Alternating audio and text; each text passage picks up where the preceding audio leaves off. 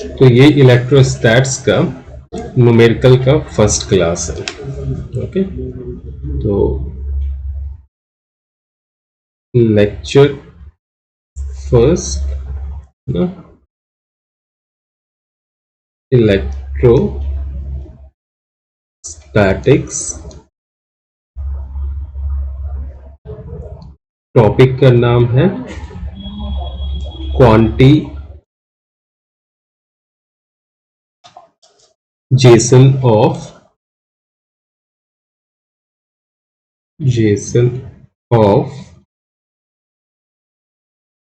Electric charge.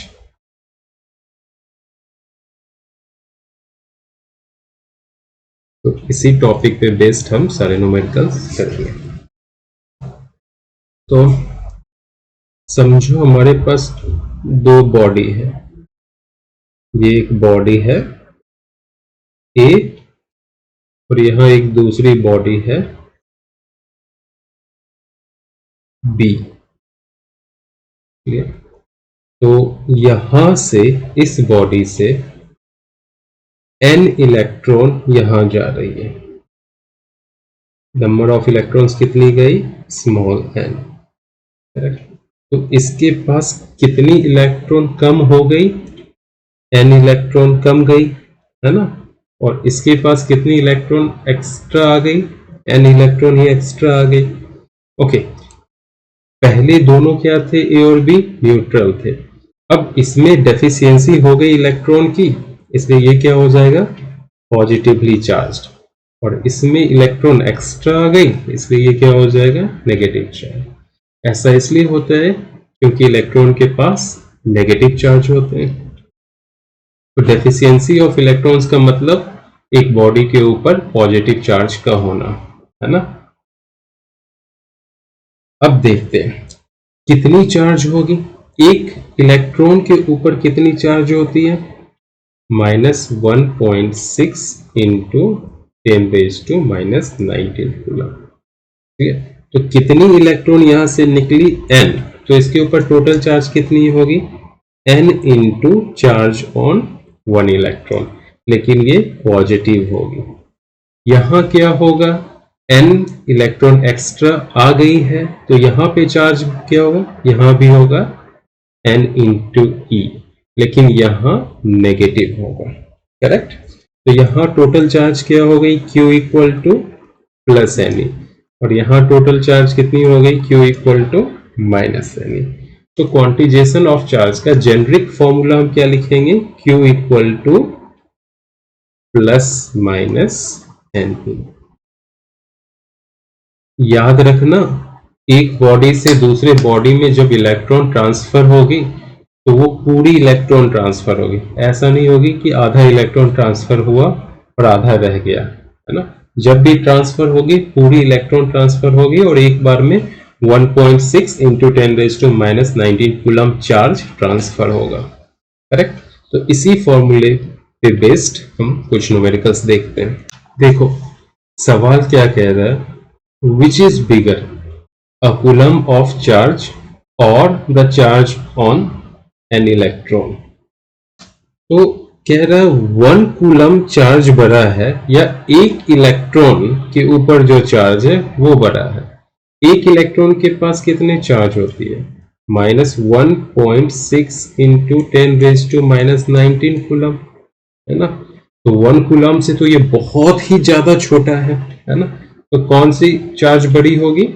A coulomb of charge जो है वो बड़ी होगी। तो आंसर क्या लिखोगे? A coulomb of charge is bigger than the charge on an electron. Okay, अब कह रहा है how many electrons are there in 1 coulomb of charge. तो टोटल चार्ज कितनी है? Q इक्वल टू 1 किलो, है ना। हमें number of electron find out करना है और एक इलेक्ट्रॉन के ऊपर चार्ज कितनी होती है? -1.6 इंटू 10⁻⁻19। लेकिन मैग्नीट्यूड निकालना हो तो हम इसको 1.6 इंटू 10⁻⁻19 कूलम कह सकते हैं, करेक्ट। ये मैग्नीट्यूड की वैल्यू है। ओके, तो फॉर्मूला क्या होता है, Q equal to N into e. तो वैल्यू डाल देंगे, Q की जगह क्या डालेंगे 1, क्योंकि 1 कूलम है। N तो फाइंड आउट करना है, E की जगह क्या होगी 1.6 इंटू 10⁻⁻19। तो N क्या हो जाएगा हमारा 1/1.6 इंटू 10⁻⁻19। और जब हम इसको कैलकुलेट करेंगे तो आ जाएगी नियर अबाउट 6.25 इंटू 10⁻18, है ना, ये नंबर। इसका मतलब ये हुआ, अगर 6.25 इंटू 10⁻18 इलेक्ट्रॉन ट्रांसफर होगी एक बॉडी से दूसरे बॉडी में, तो कितनी चार्ज ट्रांसफर हुई 1 कूलम, है ना। या ऐसे भी बोल सकते हो 1 कूलम चार्ज ट्रांसफर करने के लिए आपको 6.25 इंटू 10⁻18 इलेक्ट्रॉन्स एक बॉडी से दूसरे बॉडी में ट्रांसफर करना होगा। अब इस सवाल को देखो, क्या कह रहा है, a polythene piece rubbed with wool is found to have a negative charge of 3 into 10⁻⁷ coulomb. Estimate the number of electrons transferred. Is there a transfer of mass from wool to polythene? अभी ध्यान से सोचो इस problem को। Polythene को हम रब कर रहे हैं, घिस रहे हैं, किससे, वूल से, ऊन से। तो पॉलीथीन के पास नेगेटिव चार्ज आ रही है कितनी 3 इंटू 10⁻⁷ इलेक्ट्रॉन। पॉलीथीन के पास नेगेटिव चार्ज है, इससे अपने को क्या पता लगता है, पॉलीथीन में इलेक्ट्रॉन आ रही है, निकल किससे रही है, वूल से। यानी वूल के पास सेम अमाउंट में क्या होंगे, पॉजिटिव चार्ज होगी। तो कहां से कहां ट्रांसफर हुई है इलेक्ट्रॉन, वूल से पॉलीथीन। क्लियर। तो since polythene has negative charge after the transfer of electrons, this suggests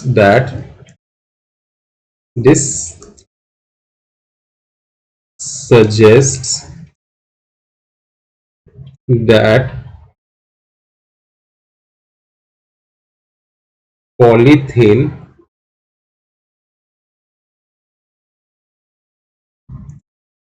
took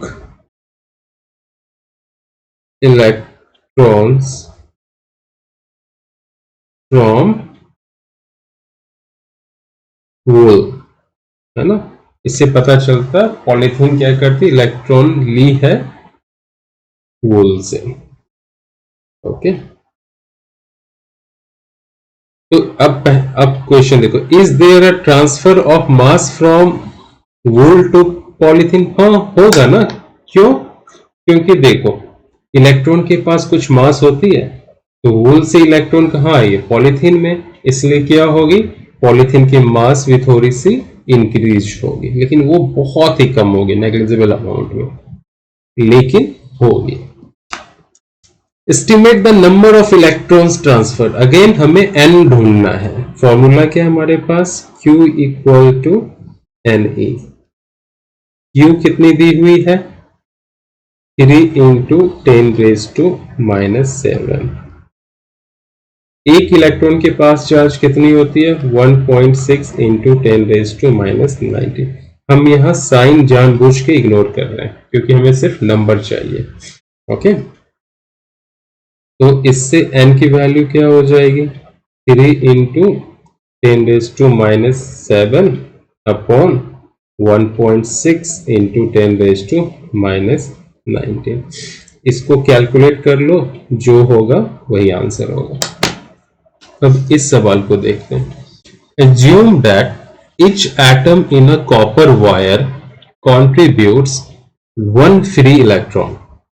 Estimate the number of free electrons in a copper wire having a mass of 6.4 gram. Okay, कह रहा है copper wire की एक atom एक free electron देती है। तो हमें फ्री इलेक्ट्रॉन्स पता लगानी, उसकी टोटल नंबर पता लगानी है अगर कॉपर की मास 6.4 ग्राम हो, है ना। ठीक है,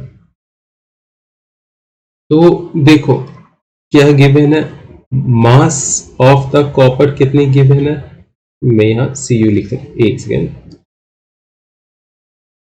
देखो मास ऑफ द कॉपर कितनी दी हुई है, 6.4 ग्राम। ठीक है, मोलर मास कॉपर की कितनी होती है, 64 ग्राम। तो molar mass of copper equal to कितनी है, 64 ग्राम।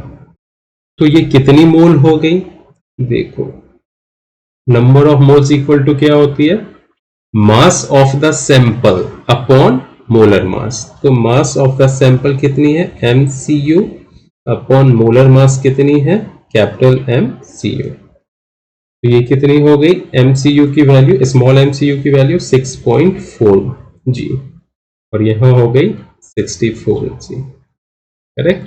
तो ये कैंसल आउट होके कितने होंगे, 1/10। तो नंबर ऑफ मोल्स कितने आ गई, 1/10।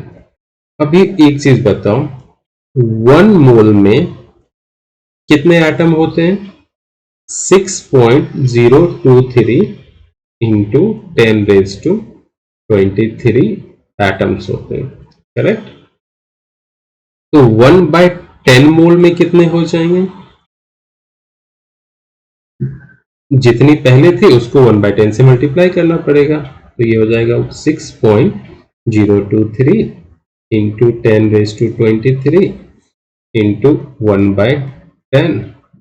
तो निकल के क्या आ जाएगा, ये 6.023 इंटू 10⁻22 एटम्स।